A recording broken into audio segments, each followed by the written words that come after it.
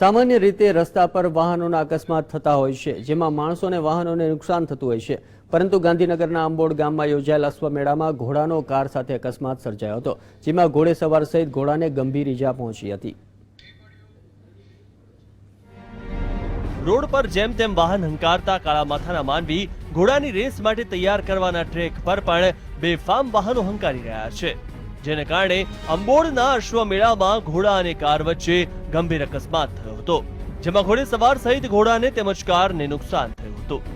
અશ્વરેસ દરમિયાન ઘોડેસવાર તેનો ટ્રેક પૂર્ણ કરીને જ્યારે પરત ફરી રહ્યો હતો ત્યારે પૂર ઝડપે બેફામ આવી રહેલ કાર વચ્ચે આવતા આ અકસ્માત સર્જાયો હતો.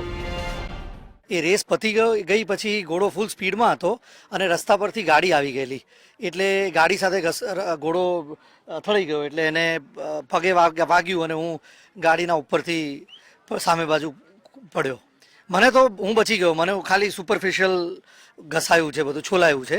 ઘોડાને પગે ખાસું વાગેલું છે, પણ સોલિડ ઘોડો છે એટલે તૈયાર કરી દઈશું. અહીંયાની એ ખાસ કહેવું કે ગુજરાતની આપણી અહીંયાની જે વેટની ટીમ છે એ બહુ સરસ કામ એ લોકોએ કર્યું છે, અને એ લોકોએ જે રીતના સ્ટિચીસને લીધું છે એ બહુ સરસ રીતના કર્યું. અહીંની ઓર્ગેનાઇઝિંગ કમિટી છે, એ લોકોને અમુક ધ્યાન રાખવા જોઈએ કે there were many few accident in last 2 days કે ઘોડાઓ ટ્રેકમાંથી બહાર નીકળી જતા, તો એટલીસ્ટ ફેન્સિંગ અને some safety measures should be taken.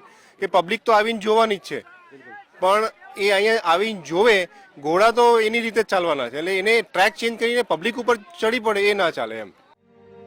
સામાન્ય રીતે આ પ્રકારની રેસના ટ્રેકની આજુબાજુમાં ફેન્સિંગ કે દોરડા વડે ટ્રેકને કોર્ડન કરવો પડતો હોય છે, પરંતુ આ અશ્વમેળામાં ઘોડાની રેસ માટેના તમામ ટ્રેક ફેન્સિંગ વિનાના હતા, જેના કારણે ઘણીવાર ઘોડા બેકાબુ બન્યા હતા અને લોકોને અડફેટે લીધા હતા. અકસ્માતમાં ઘાયલ થયેલ ઘોડાને સારવાર દરમિયાન પગના ભાગે તેમજ ગળાના ભાગે કુલ 50% લેવા પડ્યા હતા. તો અકસ્માત સર્જાતાની સાથે જ કાર ચાલક ઘટના સ્થળેથી ફરાર થઈ ગયો હતો. તો મુલાકાતીઓ આ ઘટના આયોજકની ભૂલના કારણે સર્જાઈ હોવાનું કહી રહ્યા છે.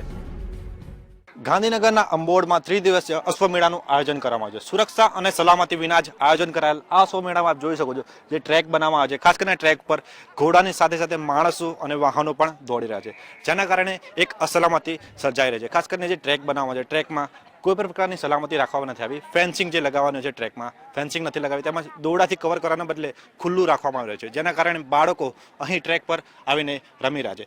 ત્યારે નિષ્ઠુર બનેલા આયોજકો પશુની પરવા કર્યા વિના જ આ રમતની મજા માણી રહ્યા છે.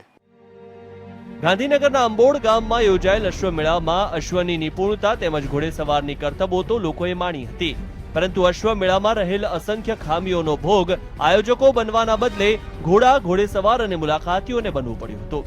કેમેરામેન જયેશ પટેલ સાથે પ્રતિક જાદવ.